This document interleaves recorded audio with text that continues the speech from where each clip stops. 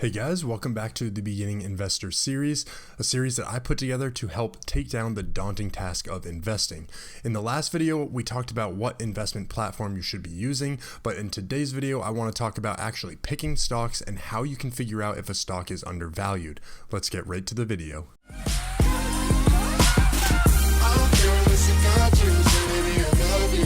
So everyone knows when you invest in a stock, you want to buy it at its lowest point and sell it at its highest point. The problem is it's super hard to time the market as stocks fluctuate in prices all the time. These are hard to predict, but let's say, for example, you had a stock that cost $10 and later in the future it costs $60. Obviously, in this scenario, you'd want to buy the stock when it was priced at $10 as opposed to $60. So in this video, I'm going to show you how you can evaluate your stocks to make sure that you're getting in at a good time.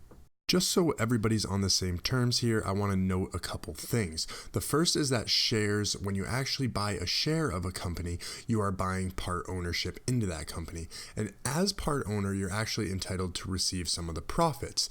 Now, those profits are paid to you in the form of dividends. Dividends are really cool because they go right into your account and you can choose what you want to do with them, whether you want to take it out or you want to reinvest that money. The next term that you should be aware of is the dividend yield. Now, what the dividend yield is actually just the dividend that's paid divided by the share price. So it's really easy to calculate. If you, for example, had a $1 dividend on a $25 stock, then that would be a 4% dividend.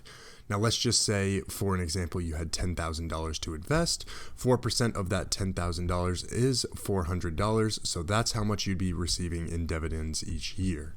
Now you might be wondering, what happens if the share price starts to drop?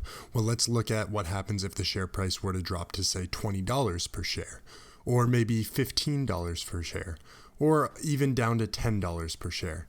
So you can see that as the price of the share drops, the dividend yield percentage actually goes up. Now, let's look back at our example of $10,000. So you can see that if the price per share was at $25, you would receive $400 in dividends. We covered that before. But had you waited till the share price was $10 per share and you invested that $10,000, you would be receiving $1,000 in dividends so long as the company maintains that dividend and they are paying you for the year, so you have held it for the entire year. Now, this is where the law of dividends comes into play. And that states that as the share price drops, the yield goes up. As the share price goes up, then the yield goes down. So definitely keep this in mind. It's super important when you're moving forward with this. So like I said before, stock prices are going to fluctuate throughout the years. Now, what if I were to tell you that for this specific example right here, that the average dividend yield for the stock was 5% over the last, 5 to 10 years? Next, you notice that the current dividend yield is at 7%. So just remember, as the stock price goes down, then the dividend yield is going to go up. So the entire area below the line that I've drawn is going to be your entry point for the stock. This is where you're going to realize that the stock is undervalued because when the current dividend yield is greater than the average dividend yield, then you're going to want to buy in on it. Now, let's just say the opposite happens and the current dividend yield on the stock is 2%. Well, then you're not going to really want to be investing in it because it could be overvalued.